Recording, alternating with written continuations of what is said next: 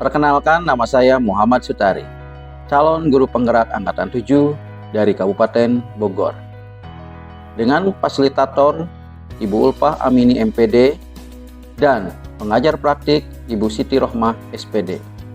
Pada kesempatan kali ini, saya akan memaparkan materi demonstrasi kontekstual modul 1.4, yaitu budaya positif penerapan segitiga restitusi. Restitusi dikembangkan oleh pakar pendidikan Diane Gossen, berlandaskan pada teori kontrol Dr. William Glasser. Restitusi adalah proses menciptakan kondisi pada murid untuk memperbaiki kesalahan mereka, sehingga mereka bisa kembali pada kelompok mereka dengan karakter yang lebih kuat. Restitusi yaitu memiliki tujuan, disiplin positif, dan memulihkan dirinya. Bukan perilaku untuk menyenangkan orang lain atau menghindari ketidaknyamanan, dan inisiatif sendiri menghargai dan melakukan nilai-nilai kebajikan.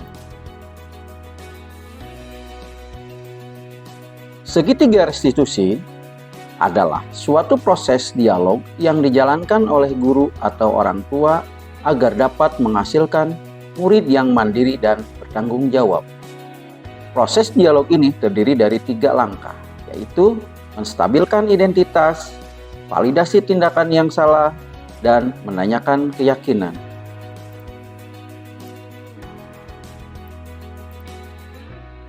Skenario kasus kali ini adalah ketika kelas 2 sedang mengerjakan soal ulangan semester ganjil, saya melihat salah satu siswa saya yang mencontek.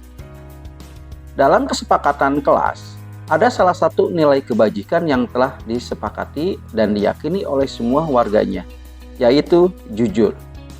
Ini artinya bahwa semua warga kelas sepakat dan meyakini bahwa semua warganya harus jujur dalam menjalankan segala hal. Mencontek adalah salah satu tindakan yang tidak jujur atau bertentangan dengan salah satu nilai kebajikan yang telah disepakati dan diyakini. Saya sebagai guru harus melaksanakan tindakan penyelesaian masalah dengan menggunakan segitiga restitusi. Baiklah, kita simak studi kasus berikut ini tentang penyelesaian dengan menggunakan segitiga restitusi.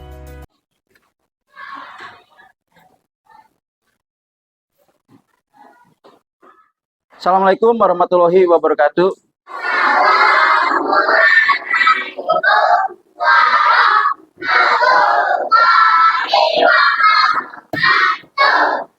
Sebelum kita mulai ulangan PAS matematika kali ini, kita berdoa dulu dipimpin oleh Rahma. Silakan Rahma untuk berdoa dulu, pimpin.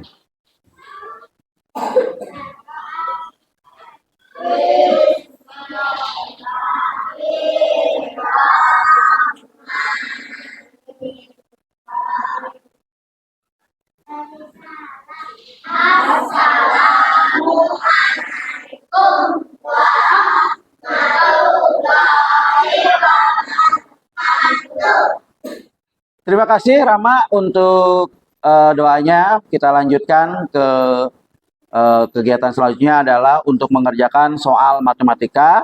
Nanti soalnya dikerjakan sendiri-sendiri, tidak boleh mencontek dan juga harus jujur ya, karena mencontek itu adalah perbuatan yang tidak baik. Baik ya, Bapak bagikan dulu soalnya.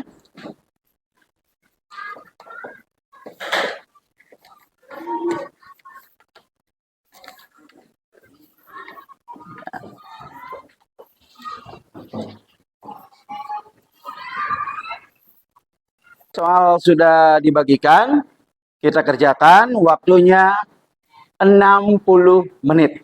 Silakan diselesaikan.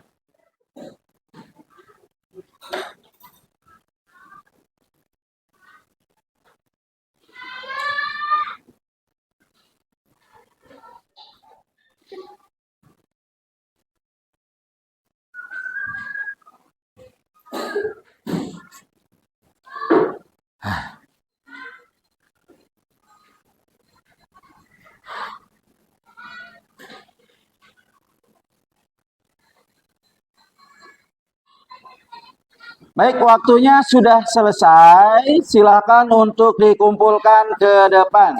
Jangan berlari-lari, pelan-pelan. Jangan berlari-lari, pelan-pelan. Nanti kita rapikan. Rapikan. Ya, terima kasih.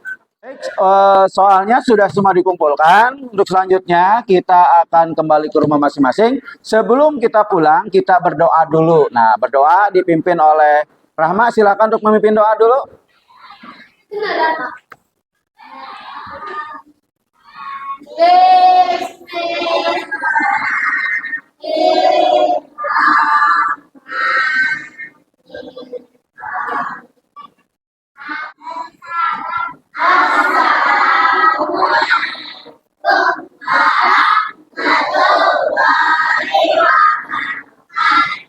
Waalaikumsalam warahmatullahi wabarakatuh. Silakan Rahma duduk. Nanti setelah selesai semuanya, untuk Rizky Mubarok jangan dulu pulang ya. Tunggu dulu, Bapak mau bicara dulu sebentar. Untuk teman-temannya, silakan untuk kembali ke rumahnya masing-masing.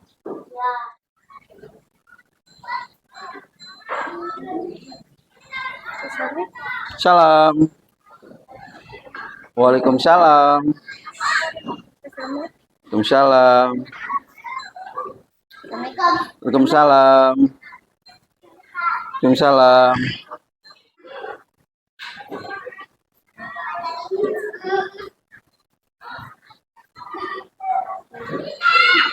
Ya. Selamat pagi, Iki.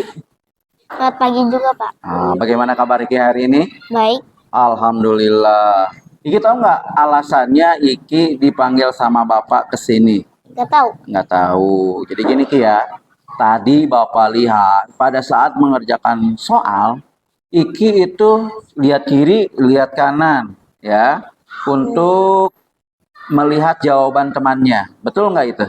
Betul. Itu artinya apa Ki kalau begitu? Nyontek. Mencontek. Nah, Bapak sekarang tanya, kalau mencontek itu perbuatan baik atau tidak baik? Tidak baik. Oh, tidak baik ya. Mencontek itu adalah sebuah kesalahan. Jadi, semua orang juga pernah melakukan kesalahan, termasuk Bapak juga pernah melakukan kesalahan. Iki juga melakukan kesalahan seperti tadi mencontek ya. Iya.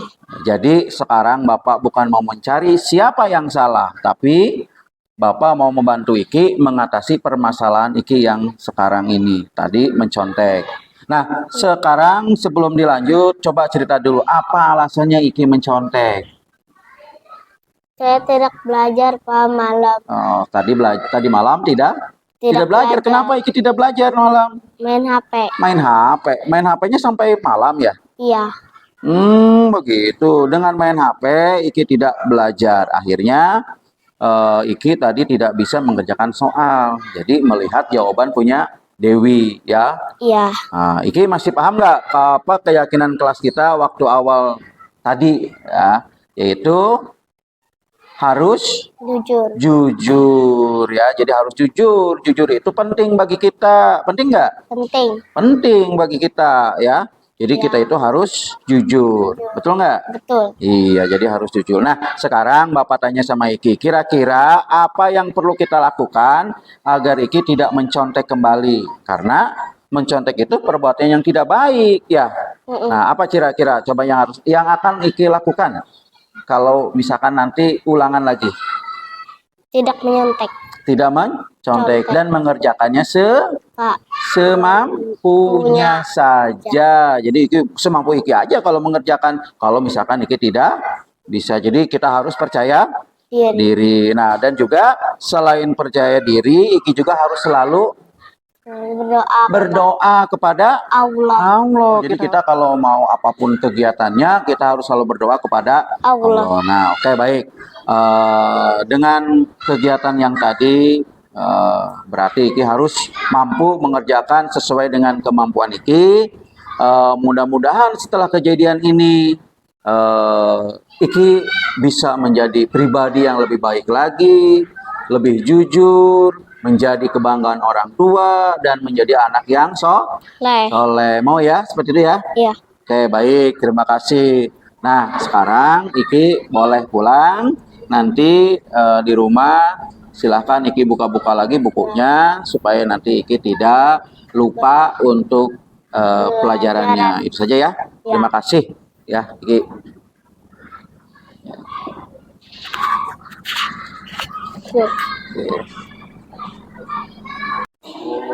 Rizky, kenapa tadi dipanggil sama Pak Tari?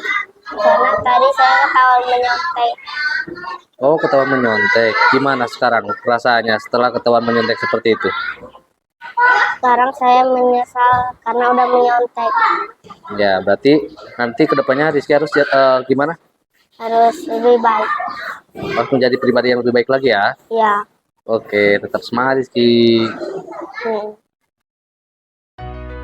Dari studi kasus yang tadi dapat kita simpulkan penerapan segitiga restitusi pada masalah yang muncul dengan menempatkan diri pada posisi control manager, maka aspek yang dikembangkan pada murid adalah motivasi intristik sehingga penanaman nilai-nilai kebijakan dapat tumbuh dan berkembang menjadi suatu kebiasaan. Kebiasaan positif dan juga dapat membentuk karakter positif murid. Dan pada akhirnya terciptalah budaya positif. Terima kasih, salam bahagia, salam guru penggerak.